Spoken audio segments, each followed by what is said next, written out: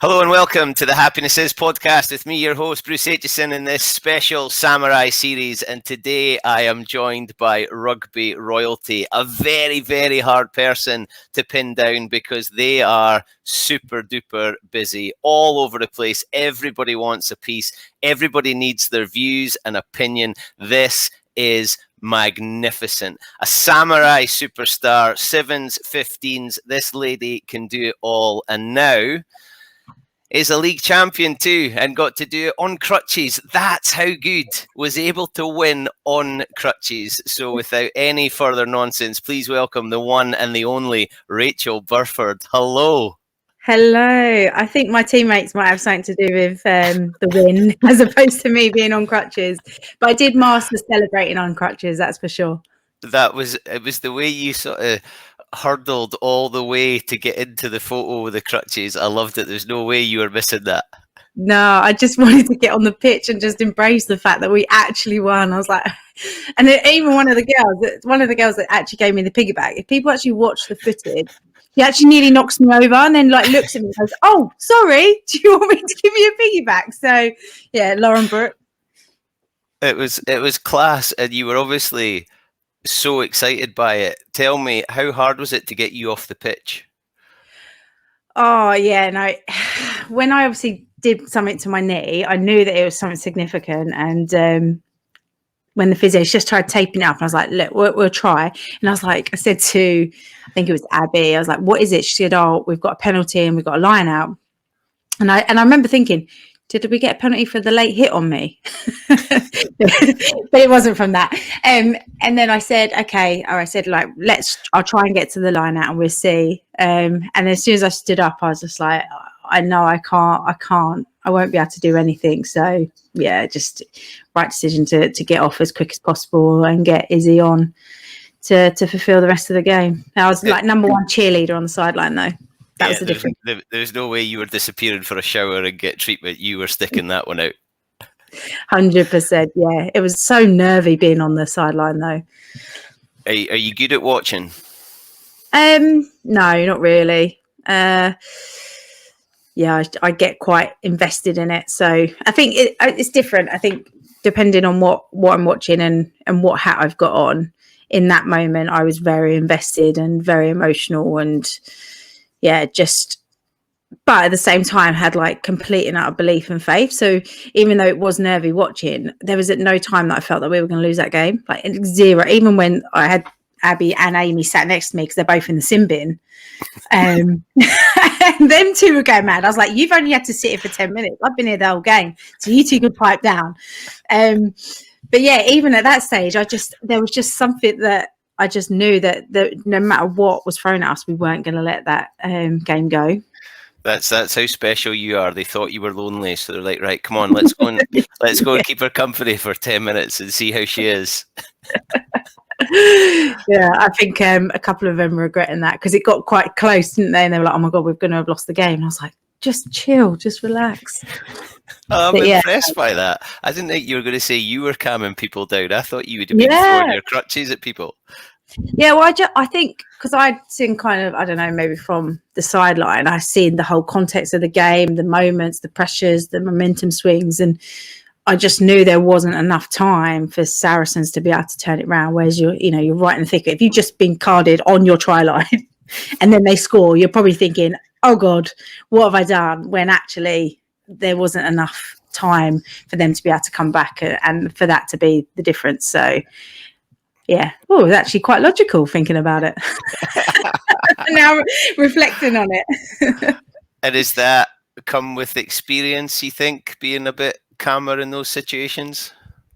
Yeah, I think the whole season gave us so many different experiences. The previous years we kind of won everything apart from tight games against Saracens, or we did beat them just. And whereas that season gone, we had some really tight losses. We had some big losses where, Loughborough beat us really well. And I just think we learned so much in that season, which then put us in such a stronger place for being in a final.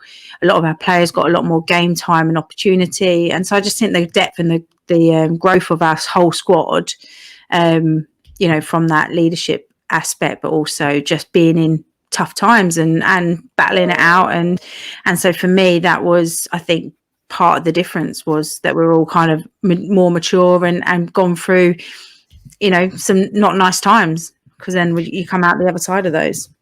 Yeah, it was a great advert, and the Six Nations, there was lots of it went really well. The lockdown restrictions, do you think that's helped the women's game? I mean, in what respect? Just that we were able to watch it. There wasn't as much competition. It was streamed, so more people could probably access it. Women really engaged on social media. We've spoken about this before, how people like yourself and a huge number of the players and the teams have really upped their social media content. Do you think it's raised the profile at all? I think naturally it would have, but I think it's also given a hunger for, you know, so many people are excited about the Allianz starting up again and the opportunity to watch it. And then as soon as the doors open again, it's like there was a massive thirst to want to be there. And I think so, like you say, not having all the different things going on and even their own rugby to go and be absorbed in, it did give us a bit of a spotlight and a real opportunity. Obviously playing under different laws, so then it showed different types of the game. You know, there's maybe potentially more ball in play, less set piece time, so and less mauls. But then that kind of made it maybe a different brand of rugby that pulled new audiences in as well. And actually those laws actually made some of the games a lot tighter. You know, you think of Harlequins especially, we really pride ourselves on our set piece and using that as an absolute weapon. And then when that's taken away, you've got to find other ways. So I think that helped with actually closing some of the gaps between the top teams and the teams that kind of down the lower end of the league. So it made every game quite interesting. It was never a full-blown conclusion, and we did see so many different results go this way and that way throughout the season. Again, that probably draws more people in, and yeah, I think you're right, having that spotlight where not so much is going on allowed us to actually be kind of at the forefront. Yeah, I thought it was awesome, and the social media blackout weekend was a real disappointment because at that point the women's game was about to have a huge weekend. Yeah. And I mean, yeah, it's a shame because there was so much momentum, like with the Six Nations, the audiences that we got. And so, but you know, things are bigger than rugby, aren't they? And sometimes you've got to take your place in that kind of movement that was going on. But yeah, I think it's kind of set precedent, hasn't it, for moving forward around the Six Nations. Was that the right move? And in my opinion, it was. Whether that will continue, who knows at the moment. But I think we've always known, you know, people who play women's rugby and people who are invested and involved, there's a thirst, there's an interest, there's people out there that really want to watch and be a part of it. And we just got to make sure that we put it on the right landscape so that people can see it and be a part of it. Yeah, it was class. And then the Olympic Sevens, did you enjoy what? Well, I know you enjoyed watching it. Yeah, no, I loved watching it. And like real fair play to all of the teams and the staff and the management and all the background, because it has been such a difficult time for everybody and the lack of competition. And then for some of the games to be as tight as they were and for teams to push each other. I mean, at one stage, you saw who are now the gold medalists, New Zealand, nearly go out to Fiji. And then you know, it's just incredible to see that Fiji to medal. They've always been such a competitive side, but you know, personally think probably their fitness has let them down and they've never really been able to finish it off. And for them to medal and go home with something is just remarkable. And the fact it's the first female medal in the country is just unbelievable for them. But yeah, no, I loved it. Was real sad when it finished. It was like, oh, now what am I going to do? But I didn't enjoy the unsociable hours. So having to get up and watch in the middle of the night some of the critical games. But yeah, no, I love the fact that our sport is in the Olympics. The GB squad was just full of great role models, but great rugby players. It's all very well claiming they're great role models, but they're great role models because they were bloody good at what they were doing. Yeah, and they love what they do. You know, you see that across quite a few of the teams. They really talk about, you know, loving what you do, love the grind, love the hard work, and then reap the rewards. And you see that across that team. And there's a real genuine love and support for each other. And, you know, people who've been in those environments where you have a really strong culture, you have a really strong friendships groups, you will be successful, or there'll be ways that you'll see success. And you could really see that with this group. They've been through such a difficult time with losing their contracts, being completely unknown what was going to happen, then pulling contracts together, and not having that much time together, the players having no rugby, so then having to go back to 15s to jump between the two, and then and even be in difficult positions to then have to choose, do I play in a semi-final for 15s? This club supported me all this time, but my dream is 7. So to be in all of that turmoil, but doing it together, has made them such a strong and close group. And you could see that on the pitch, everything that they did. And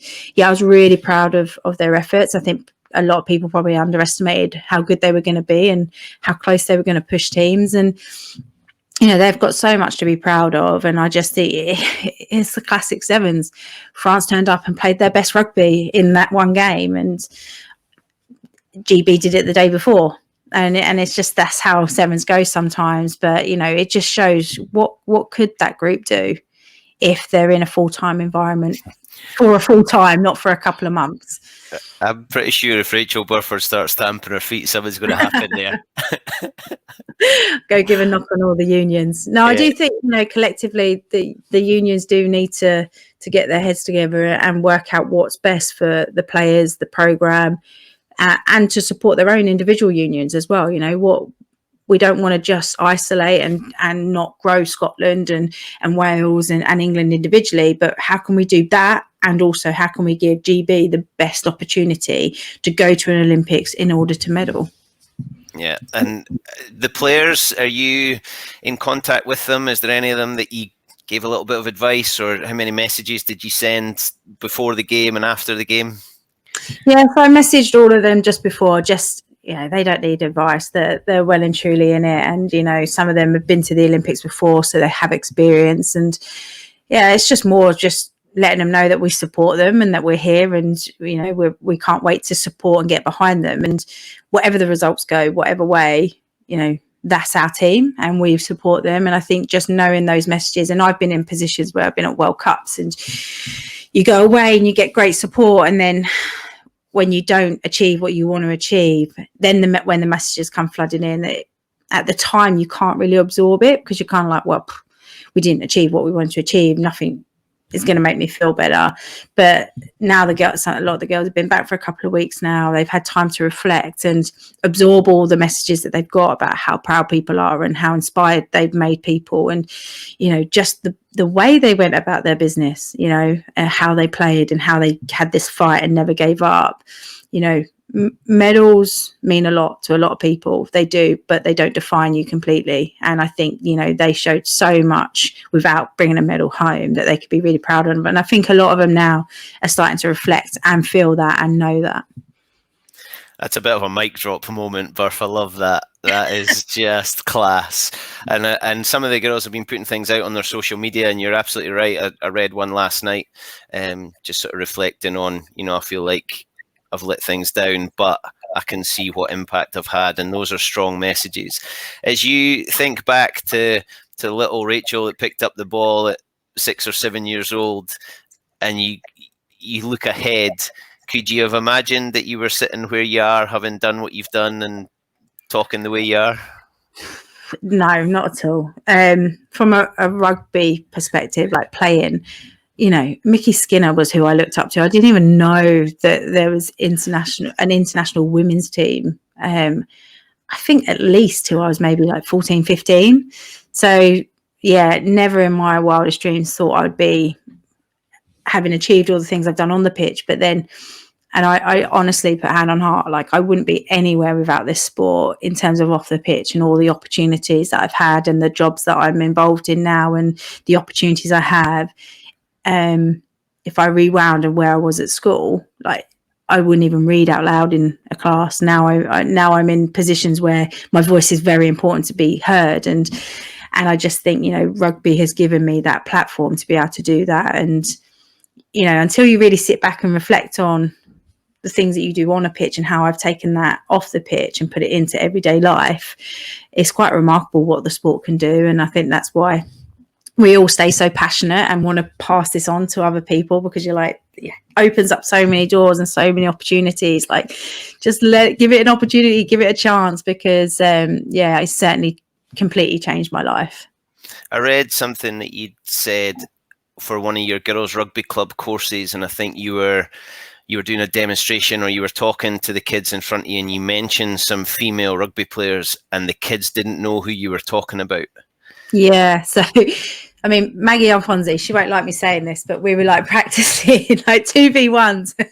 I was even like, I think I was saying something cheeky, like, even though Maggie Alfonsi won't ever give a 2-on-1 because she wants to go for the glory, it's a really simple, basic 4-on skill. And they all kind of looked at me blank. And I was like, do you know who Maggie is? And there's been times where, and it's moved on now, but where I would mention like Emily Scarrett, and they just kind of looked at me a bit blank. And even to the point where my logo used to be the number 12, and they'd be like, why is that a 12? So like these young girls, some of them don't even know or recognize the role models. I think it is in a very different space now because of the amount of media coverage that we are getting, and the girls are in front of young girls. But it was quite mind-blowing how some people, they're coming on my camp, but yet they don't know me, or they don't know some of the people that I play alongside. And I used to also say as well, because the camps are girls from all over, so it's not just like at one club. We might be based there, but we have girls coming across the country, and we really encourage kind of that environment to be friendly and supportive. And you, like you say, oh, do you want to play for your country one day? And look, these camps aren't about trying to get girls to play for their country. If they want, great, and most of the time, a lot of them put their hands up, and I'm like, well, all of my caps that I've played for my country, I never played at club with Katie Daly McLean, and I never played at club with Emily Scarrett. So make sure you're getting to know people and kind of investing in yourself. But again, they're still kind of like looking at me blank, like, who's she talking about? So yeah, like, I mean, it has been over the years a real eye opener about how much. But I guess, from my own experiences growing up, there was hardly anything in front of me. And I was fortunate that my mum played and my sister played. So it's kind of like, well, women and girls playing rugby is a bit normal to me. But yeah, I think there's still so much to do in that space. Yeah, I think there's so many of you doing such a brilliant job. Rocky's all over the show. Tamara Taylor's there, yourself. There's the Scottish girls are working really hard up here. Jazz Joyce is now a bit of a rock star with everything she did in the Olympics. So yeah, it's definitely improving, and that must give you a lot of heart. Yeah, it does. And do you know what? It shouldn't be players' responsibility to do that. But they take it on themselves, and they put themselves out there, and they encourage and they support.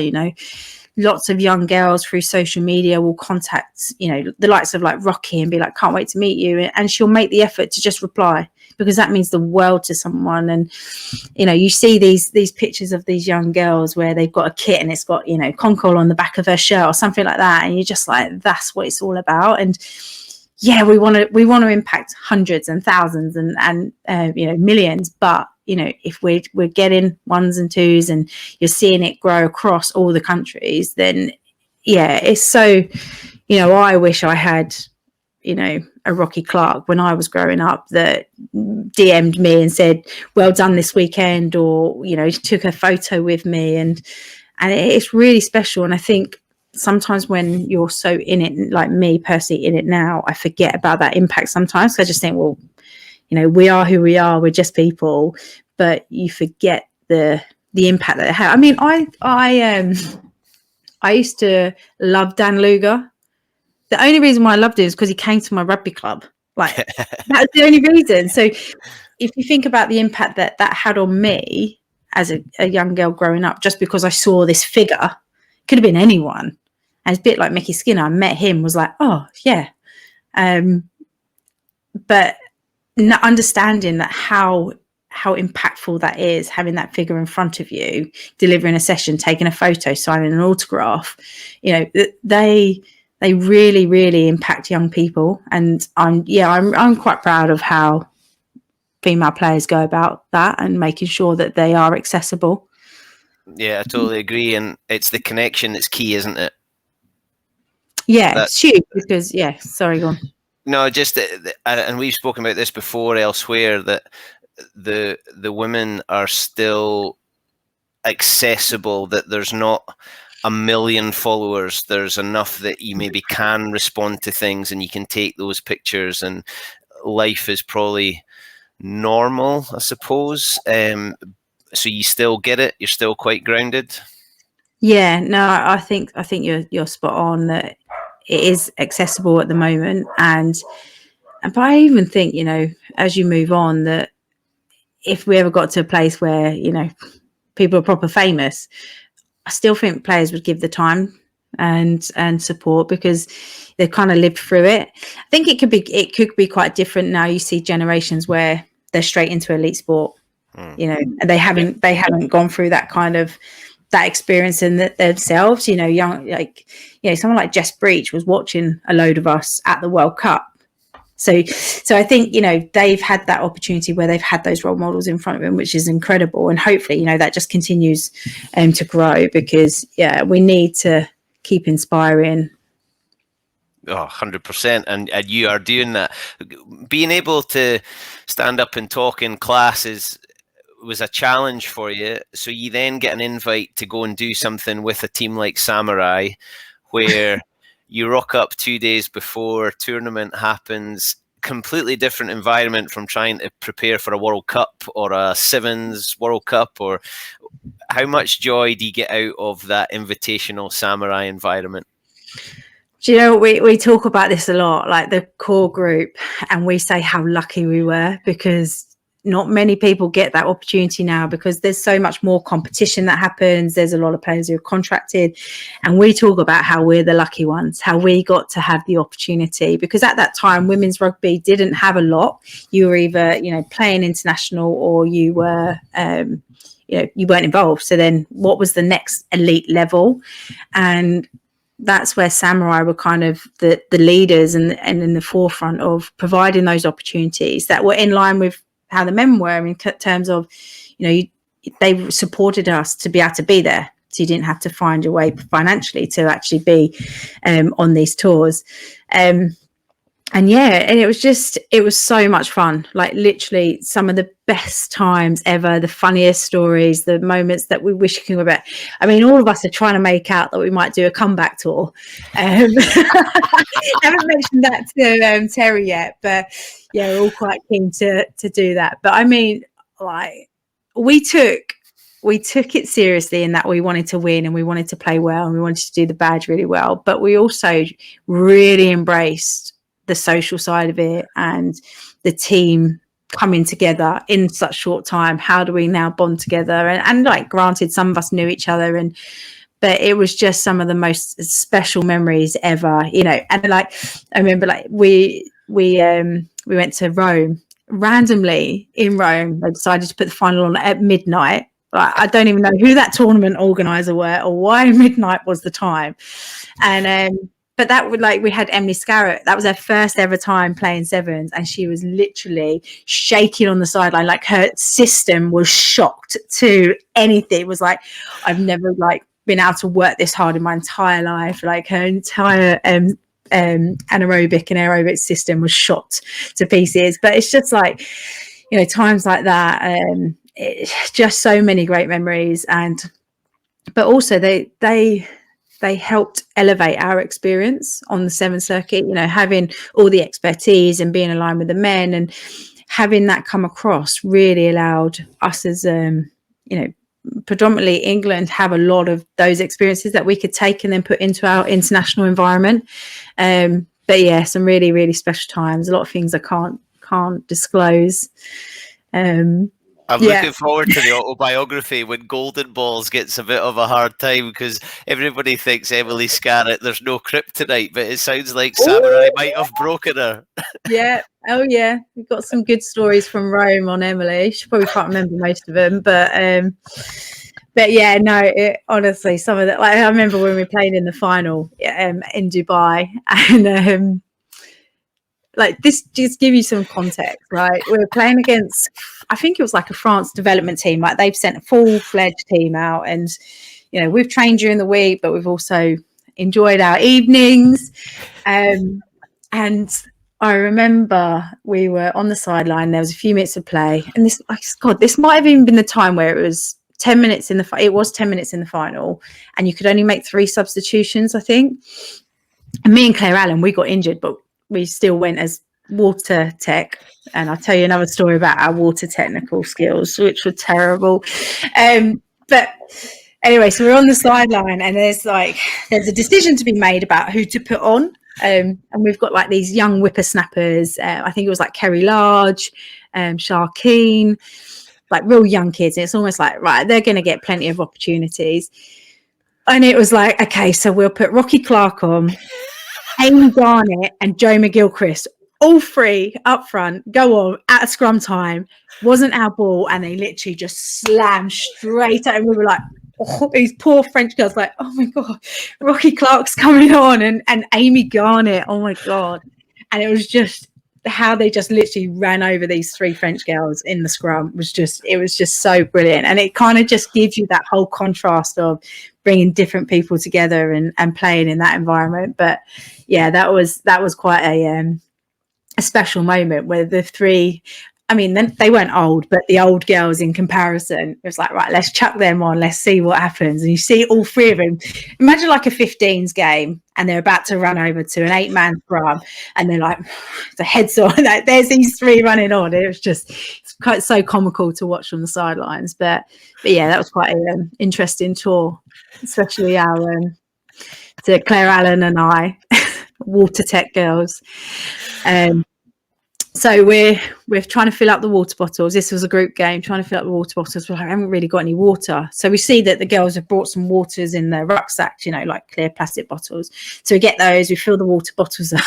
The game happens, and then we come back over to all our stuff, and all the girls are like, where's our bottles gone? It's like, what do you mean? They're like, oh, our water bottle. I was like, oh, we used them for water. And then they were like, they had vodka in them.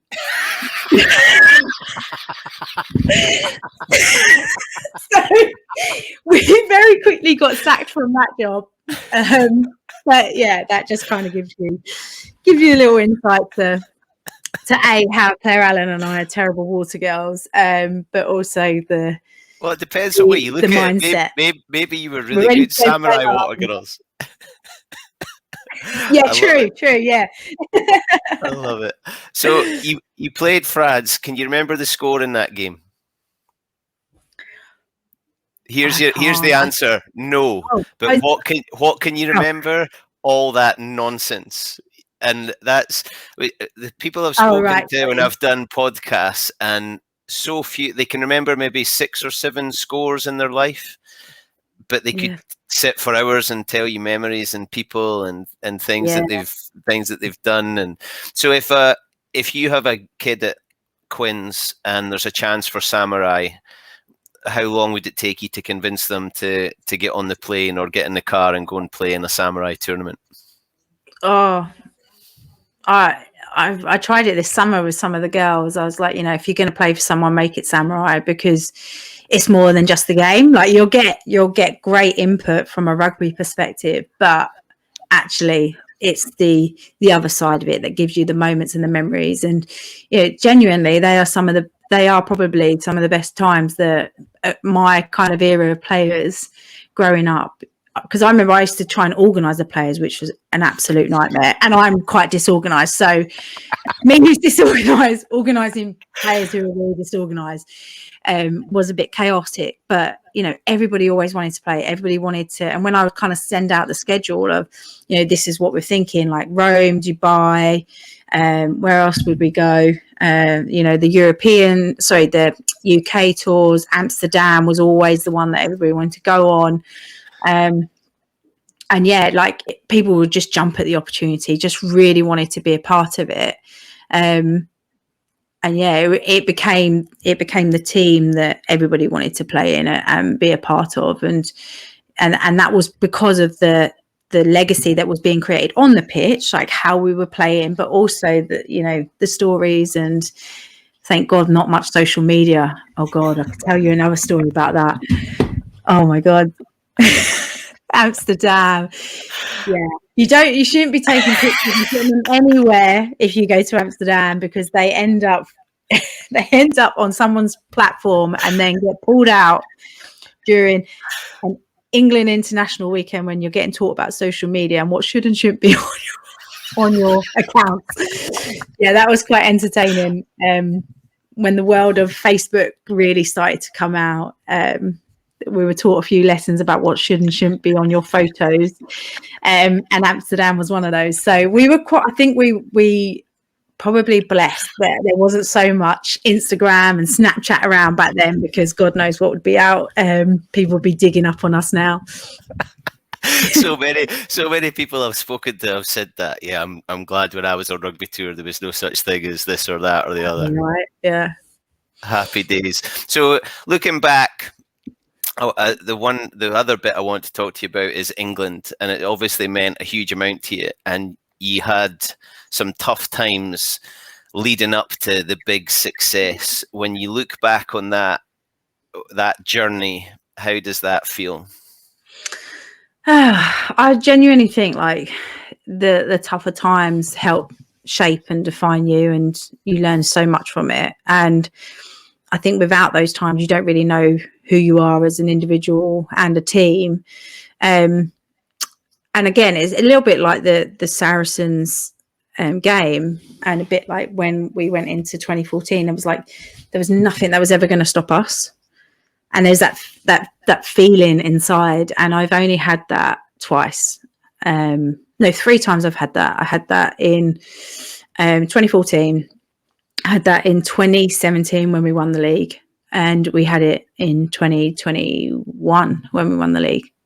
It's just there's something that you can feel that you can't explain, that you just know it's gonna happen. And they were the 3 times that I felt like that. That was a hell of a squad of players that you had with England to do that. And, you know, so many of them now are role models. And if they were coming around now, their life would probably be quite different. But the challenges they experienced to get to that point brought you closer together, I suppose. Yeah, I mean, we talk about 2014, yeah? Yeah. And yeah, so if you look back at that year before, we had probably one of the worst seasons ever. So we were split at that time. We were doing 7s. So I was like a part-time. There was, I think the entire back line was, apart from maybe 1 or 2, was doing part-time 7s for half of that year. So we didn't play in the Six Nations, which is the year that Ireland won the Six Nations. And I think we finished 4th. So we had that bad time. The 7s, we didn't fulfill what we should have done there either. We came 6th or 5th. I think we came 5th. When we should have been in kind of a medal. Well, no, wouldn't have been a medal, just be 1 medal World Cup. So we did really badly at that. Then literally the 7s girls, we got back from Moscow, 7s World Cup. And 5 days later, if it was that, it might have been less, we got on a plane to go to New Zealand, to go on a 3-test tour in New Zealand.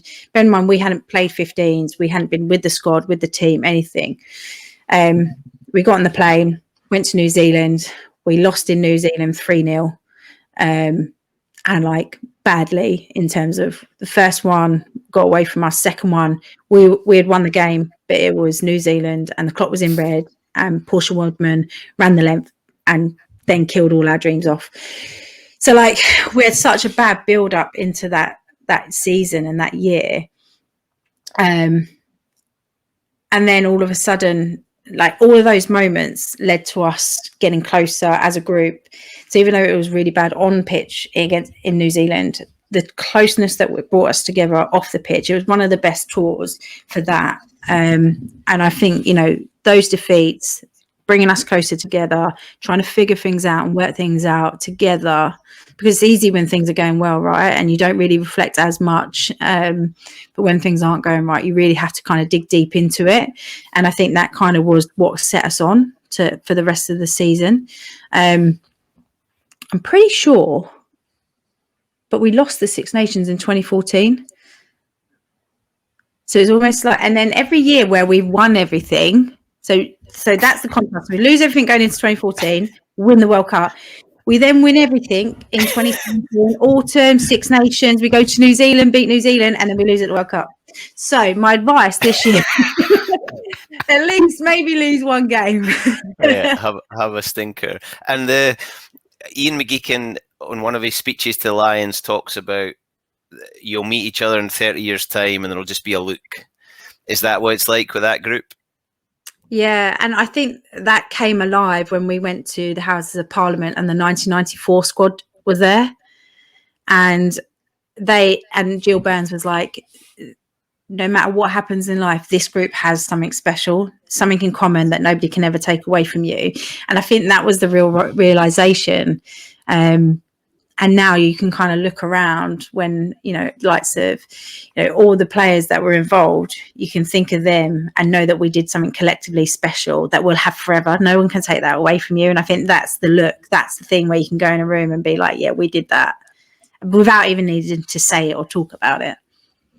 Yeah, well, on that note, I've spoken to Rocky and Tamara, and I'm trying to pitch to Channel 4 for bringing the squad, a bit like the Friends reunion. Oh, but yeah. But I get to be James Corden. Yeah. All right, so that's the only doing bit karaoke as well. Oh, well, yes, we could pick everybody up on the way. Right, this is maybe going to have to be longer than an hour show. Maybe it could be a 6-part series. You're going to need to get a minibus. I think it's going to have to be an open top bus for you. And you could be in charge of hydration. Oh yeah, I'm good at that. I am Polish after all, so that's where the vodka roots come from. Love it. Burf, I've absolutely loved speaking to you. Always do. You're so full of positivity, and it's no wonder everybody wants a piece of you. So thank you for letting me have some of your time today. If you had to sum up Samurai, what would it be? Oh God, that's really hard. I think it's quite difficult to just put it into a summary. I think they are the kind of the leaders in that professional, but I don't know how to put it. They're kind of I can't even put it into words now. You really got me. You got me there. I can't answer that. Just give it Terry's favourite hashtag, Samurai Family. Samurai Family. Look good, play good. That was always another one. But yeah, they kind of bring that professional era to the amateur side. And it's so, you are welcomed straight into a family like you've never been before. And I think the fact that we could always easily go back and it is we're back playing 10 years ago with that group of people. And I think that's what's special is the legacy that they can give on the pitch, but also off the pitch. And there's not enough of that or not as much as that anymore. So they hold on to something very special that a lot of teams struggle to be able to create. Yeah, I love it. Burf, thank you very much. You got there. You nailed it as usual. And all the best of the rehab. And I can't wait to see you back on the paddock. But no doubt we'll see you all over the show on social media and advising everybody on what they should be doing and how they should be doing it. Well, I'm going to advise you. Is that a football behind you? That's my signed Hibs football from when I was a kid. Look at that. It's got John Collins on it. I bet you don't even know who John Collins is. No. You're a disgrace. You're a disgrace. John Collins. No, John Collins scored for Scotland against Brazil in a World Cup. Don't get me started. Oh God, that's a whole new podcast. Don't get me started. Yeah. Oh, hey, there you go. Bruce H. Rachael Burford with "Don't Get Me Started." Love it. You heard it here first. You heard it here first. Burf, thank you very much. Great to see you. All the best. And you. Thanks, Bruce. Bye. See ya. You got to love that. Everybody loves Burf. She's everybody's favourite. Your favourite, my favourite, everybody's favourite Samurai, Rachael Burford. You can catch us on Acast, Apple and Spotify. You can watch on Facebook and YouTube. If you've enjoyed it, leave us a review, tell your friends and tune in for more with the Samurai series. My name is Bruce Aitchison from Happiness Egg Shaped and I look forward to seeing you all again very, very soon.